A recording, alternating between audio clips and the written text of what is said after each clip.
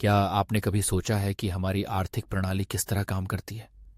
शायद आपने सुना होगा कि कीन्सियन अर्थशास्त्री उन लोगों के लिए हैं जो अर्थशास्त्र को समझते हैं, जैसे कि जादूगर डॉक्टर चिकित्सा के लिए होते हैं। यह एक गंभीर टिप्पणी है जो हमें यह सोचने पर मजबूर करती है कि क्या हम वास्तव में सही दिशा में जा रहे हैं। आर्थिक सिद्धांतों के बारे में बात करते हुए हमें यह समझना चाहिए कि पैसे छापना केवल एक और रूप में कर लगाना है। जब सरकार पैसे छापती है तो वह नागरिकों से उनके पैसे को नहीं चुराती, बल्कि उनके पैसे की क्रय शक्ति को कम कर देती है। इसका मतलब है कि जब आप पैसे छापते हैं तो आप वास्तव में लोगों की संपत्ति को कमजोर कर रहे हैं। अब ये बात भी ध्यान में रखने योग्य है कि लालच और डर एक दूसरे के पूरक हैं। जब लोग लालच में होते हैं तो वे अक्सर अपने निर्णयों में असावधान हो जाते हैं, लेकिन जब डर आता है तो वे सावधानी बरतने लगते हैं। यही कारण है कि एक स्वस्थ अर्थव्यवस्था में दोनों का संतुलन होना चाहिए। हमारी वर्तमान अर्थव्यवस्था का एक बड़ा हिस्सा उपभोक्ता क्रेडिट पर निर्भर है, लेकिन क्या यह वास्तव में टिकाऊ है? क्या हम सच में इस तरह की अर्थव्यवस्था को बनाए रख सकते हैं? निश्चित रूप से नहीं। उपभोक्ता क्रेडिट पर आधारित अर्थव्यवस्था अंततः कमजोर होती है, क्योंकि यह वास्तविक उत्पादन पर निर्भर नहीं करती। जब हम पैसे छापते हैं तो यह महंगाई को जन्म देता है, जो अर्थव्यवस्था को कमजोर करता है। यह सामान्य ज्ञान है, लेकिन यह कभी कभी अकादमिक हलकों में नहीं पहुंचता।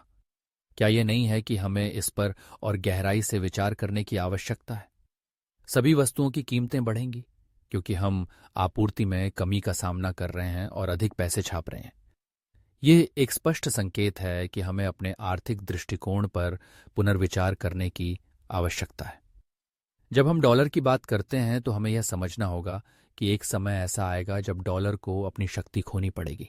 आप लगातार पैसे नहीं छाप सकते हैं, आरण का मुद्रीकरण कर सकते हैं और बांड खरीद सकते हैं बिना डॉलर के ढहने के। सरकार यह दावा करती है कि वह नौकरियों का सृजन कर सकती है, लेकिन सच्चाई यह है कि सरकार केवल नौकरियों को नष्ट करती है। उसके पास खुद का पैसा नहीं होता, केवल एक प्रिंटिंग प्रेस होती है। हमें बाजारों को स्वतंत्र करने की आवश्यकता है ताकि वे नौकरियों का सृजन कर सकें। क्या आपने कभी सोचा है कि म्यूचुअल फंड्स वास्तव में एक ओवररेटेड निवेश है? यह भी एक सच्चाई है जिसे हमें समझना चाहिए। जब हम 1950 के दशक की बात करते हैं तो हमें उस मुक्त बाजार की याद आती है। तकनीकी प्रगति महत्वपूर्ण है, लेकिन क्या हम उस समय के मुक्त बाजार की भावना को फिर से नहीं देख सकते? सोने की कीमतें भी एक महत्वपूर्ण विषय हैं। क्या सोना वास्तव में $500 पर ओवरवैल्यूड है? नहीं, यह सच नहीं है। सोने की कीमतें बढ़ेंगी और हमें इसे एक दीर्घकालिक निवेश के रूप में देखना चाहिए। न्यूनतम वेतन कानूनों का भी एक बड़ा प्रभाव होता है। ये कानून एक श्रमिक को कम वेतन पर नौकरी स्वीकार करने से रोकते हैं, भले ही उस श्रमिक को उस नौकरी की आवश्यकता हो। महामंदी से बाहर निकलने का जो रास्ता था वह पूंजीवाद था। अगर सरकार हस्तक्षेप नहीं करती तो हम शायद जल्दी ही संकट से बाहर निकल जाते। आर्थिक गतिविधि का इंजन उपभोक्ता नहीं, बल्कि उत्पादन है।